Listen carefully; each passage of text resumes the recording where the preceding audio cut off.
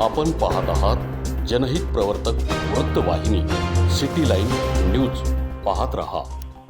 आज जिल्ह्यामध्ये कुठलीही गोष्ट घडली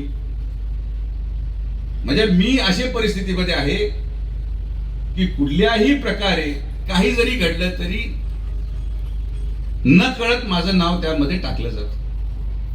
कोणाचा खून झाला तरी मीच दोषी, खून झाल्यावर कारवाई झाली तरी मीच दोषी, रस्त्यामध्ये खड्डे पडले तरी मीच दोषी.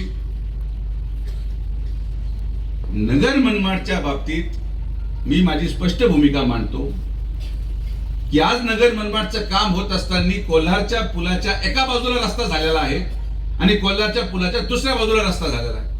ठेकेदार तोच आहे, मटेरियल तेच आहे, खडी तीच आहे. मग असं काय घडलं की पुलाच्या पलीकडं 55 किलोमीटर मध्ये एकही खड्डा पडत नाही आणि इकडे मात्र रस्ता पूर्ण धसलेला आहे? याचा विचार आपण करणं आवश्यक आहे. कारण की तिथं त्या ठेकेदाराला पूर्णपणे संरक्षण मिळालं.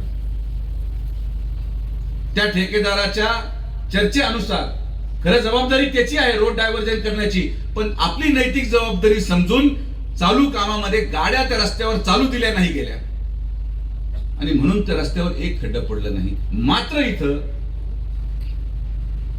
जेव्हा खडी टाकली गेली, ट्रॅफिक जॅमच्या नावाखाली कोणीही येऊन तो रस्ता उघडला आणि त्याच्यावर गाड्या चालल्या. जे ब्रिज तुटलेले आहेत, या ब्रिजवर त्याचा क्युरिंग पिरियड 28 दिवस होता, पण 5व्या दिवशी त्याच्यावर गाड्या घालण्यात आल्या. ही वास्तविकता आहे. राहुरीच्या ट्रॅफिक जॅम मध्ये तुम्ही सगळे साक्षीदार आहात की मीच एकटा बसून ती ट्रॅफिक जॅम काढत होतो. ते लोक कुठे होते जे आज व्हिडिओच्या माध्यमातून नगर मनमाडची अवस्था दाखवण्याला ज्यांना वेळ आहे, आज ज्यांना आंदोलनासाठी रस्त्यावर यायला वेळ आहे, जेव्हा ट्रॅफिक जॅम मध्ये लोक त्रस्त होते तेव्हा हे लोक कुठे होते? कुणी थांबायला तयार नाही. खडी टाकली, डांबर टाकलं का लगेच त्याच्यावर गाडी चालल्या. कसा रस्ता टिकणार? कॉन्ट्रॅक्टर दोषी आहे, 100% आहे. पण एक गोष्ट मी तुम्हाला आवर्जून सांगतो की जर हा कॉन्ट्रॅक्टर पळून गेला तर मग या रस्त्याला कोणीच वाली नाही. माझं काम तुम्हाला अवगत करणं आहे. मी खासदार नाही, ज्याला लोकांनी निवडून दिलं त्यांचा पत्ता नाही, कोणीच्या रस्त्याला वाली नाही. मी आवर्जून त्या राहुरीमध्ये ट्रॅफिक जाम होऊ नये म्हणून भाऊ आपल्याला सांगू इच्छितो की या रस्त्याचं डायव्हर्जन साठी होमगार्डचा 7.5 लाख रुपये पगार मी माझ्या खिशातून दिला, बंदे राहुरीचा ट्रॅफिक जाम होऊ नये म्हणून. मी माझ्या 7.5 लाख रुपये घातले. काय कारण? पुढे लोकसभा लागली आहे किंवा पुढे काय झालंय असं नाही. आपण या नैतिकतेने जगतो की या रस्त्याचं काम झालं पाहिजे. तर ज्या मानसिकतेत मी काम करतोय, ज्या मानसिकतेत सत्यजित कदम काम करतात, त्याच मानसिकतेत प्रत्येकाने पुढाकार घेऊन थोडा त्रास सहन करून आपल्याला हा रस्ता पूर्ण करायचाच आहे ही भावना ठेवा. तुम्ही थोडं सहकार्य करा, तुम्ही थोडा त्रास सहन करा. डिसेंबर एंड पर्यंत रस्ता मी तुम्हाला पूर्ण करून देतो हा शब्द माझा तुम्हाला. वास्तविकतेमध्ये आपण राहायला शिकलं पाहिजे. आता त्या ट्रम्पनी इराणवर मिसाईल टाकताना या ठेकेदाराला विचारलं होतं का भाऊंना विचारलं होतं का मला विचारलं होतं मी मिसाईल टाकू का बाबा? मी मिसाईल टाकल्यावर त्याचा काय परिणाम होणार?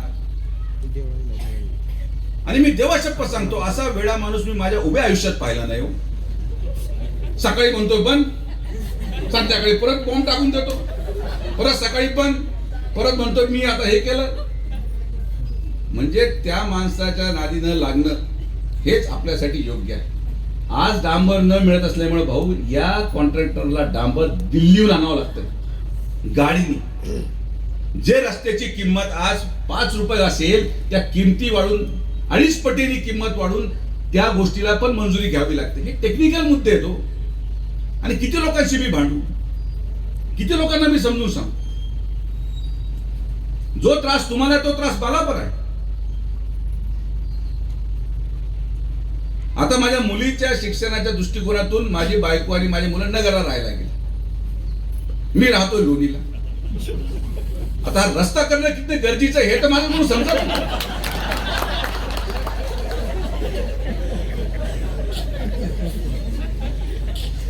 मला पण बरं वाटतं रस्ता खराब आहे पण करावंच लागणार, त्याला पर्याय मला जावं यावं लागतं. जो त्रास तुम्हाला आहे तो त्रास मला आहे. कदाचित तुम्ही इथून निघाला तर रावरीला थांबालो, मला रोज नगरहून येऊन जाऊन करायचं. तर जनतेच्या त्रासाला आम्ही पूर्णपणे ज्ञात आहोत, पण या त्रासाचं उत्तर आंदोलन नाही, या त्रासाचं उत्तर ठेकेदाराच्या लोकांना मारहाण करणं नाही. राहुरीमध्ये रात्री त्या ठेकेदाराच्या लोकांना जे साईड गटर करत होते त्यांना हाणलं. आज एकही कर्मचारी त्या ठेकेदाराचा राहुरीमध्ये जायला तयार नाही. काय केलं पाहिजे? कोण जाणार तिकडे? मी जाऊन आता कॉन्क्रीट आणि सेंटरिंगचं काम करू? असं नाही होऊ शकत. आणि तुम्हाला माझं बोलणं वाईट वाटत असेल, मी याच्यावर पण ट्रोल होणार आहे. करा, किती ट्रोल करायचा मला काही फरक पडत नाही. तुम्ही ट्रोल करा, काही करा, पण दोन गोष्टीची वास्तविकता समजून घ्या. हा रस्ता या ठेकेदाराकडून झाला नाही तर परत होणार नाही. आणि दुसरा, हा रस्ता कोणी पूर्ण करू शकतो तो फक्त सुजय विखे पाटीलच पूर्ण करू शकतो, ही पण वास्तविकता.